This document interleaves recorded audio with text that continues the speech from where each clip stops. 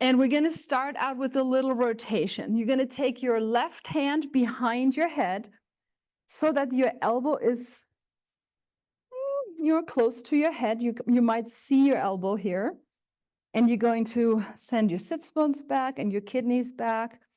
You find a little mouse house on your underneath ribcage side. And you're going to press your hand into your head and your head into your hand, letting that elbow reach away up towards the crown of your head and keep your shoulder blade wide. So as we're reaching the elbow, the shoulder blade comes around the rib cage. We don't want to pull the shoulder blade down the back. We're letting the shoulder widen and come forward under the armpit. And then you're going to start to turn your head up toward the ceiling. You can keep reaching through your elbow. And you're going to breathe into your top rib cage. Left kidney stays back in space. We don't want to rotate in the lumbar spine. We're severely holding back movement in the lower back.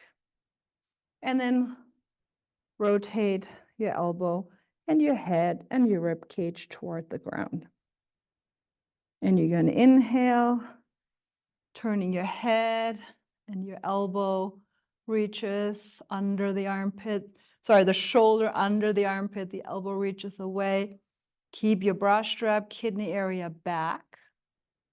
You should just about have your nose going up to the ceiling, if at all. And rotate down. And one more time. Breathing. Squeezing the inner thighs a little bit together. Sits bones reach back, kidneys stay back. There should be tone in your lower belly. Soften the kidneys back as well. That's going to definitely decrease range of motion for your head, but it's going to make it true range of motion of what you have available in your head and neck. And then release the arm for the moment. Put your hand wherever you want, on top of your hip, floor in front of you. And then we're going to do our little clamshells. We're going to lift. I like to put my hand on my hip because I just want to make sure that my hip is not rolling back to help me lift my knee. Kidneys back, diaphragm back. And I'm going to pick up the knee 2 inches and then let it release. When in doubt, also make sure that you're actually looking at your knee. You don't have to look at the screen, because any amount of extension that we get into the neck, where most of us have too much of extension, or into our middle lumbar, upper lumbar, then it's not the work of the muscle in the glutes, underneath the glutes, the rotators doing it, but it's our spine doing it. And striving for a smaller movement is always better, and going slower is always better. Find your breath. And then we're going to keep the hips still aligned. We're going to pick up the top leg. And here you can go high now. This is about the dropping, the dropping of the thigh bone towards the center of the body, towards the midline. And then as the leg lowers, the thigh bone comes kind of away from the center. It's kind of like a little seesaw effect. Something's got to go down for something else to come up here. Let's do 2. Keep that little mouse house. And 1. And then we're going to do our internal rotation.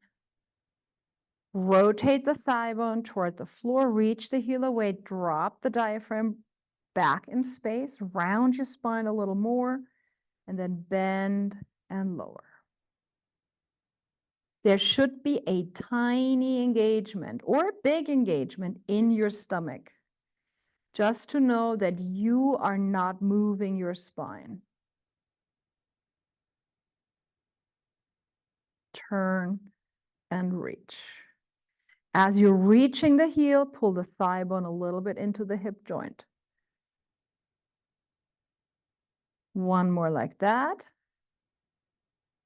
Keep the leg straight. You're going to bend the knee now and pull the thigh bone back and bend your knee. The leg wants to come forward here. Can I keep the leg almost in hip extension? Maybe it is very close to hip extension. And then you're going to straighten the leg. We're going to do little hamstring curls. The more you think I'm pulling my thigh bone back as I bend my knee, and the slower you go, the more glute work and hamstring work you're going to face. And thigh bone pulls back as you bend the knee very slowly. Keep your diaphragm back though. Yes. You're going to check the diaphragm every time, because it would be very much easier if we arched our back to bend the knee. But we're not going to do it. Keep the knee bent now, and you're going to do tiny pulses with your thigh bone. Your heel is pushing behind you as you keep your kidneys and diaphragm also behind you.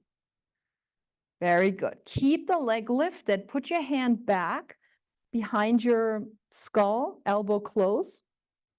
You're going to pull the knee forward, round your rib cage toward the ground, and then pull the thigh bone back. Keep your kidneys back, and you're going to look up to the ceiling, but keep your kidney back. And then we're rounding, knee to nose, smelling the floor, rotating, and then pull the thigh bone back. Rotate the elbow to the ceiling, reach the elbow away from your pelvis, keep the kidneys back. Keep your head here, bring your knee forward. And then as you bring your knee back, you're going to rotate. So we're going to reverse the action. Elbow goes forward, leg goes behind. And then elbow reaches up and back. Looking up toward the ceiling, your knee comes forward. And one more time.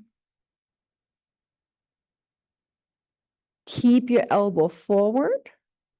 Bring your knee forward as well. Feel the stomach in a whole different way. And then last one, heel comes back, elbow comes back. Keep your kidney back. And then very slowly release that. Turn onto your back. Reach the legs long, arms by your side. And now check out what that feels like on the left side.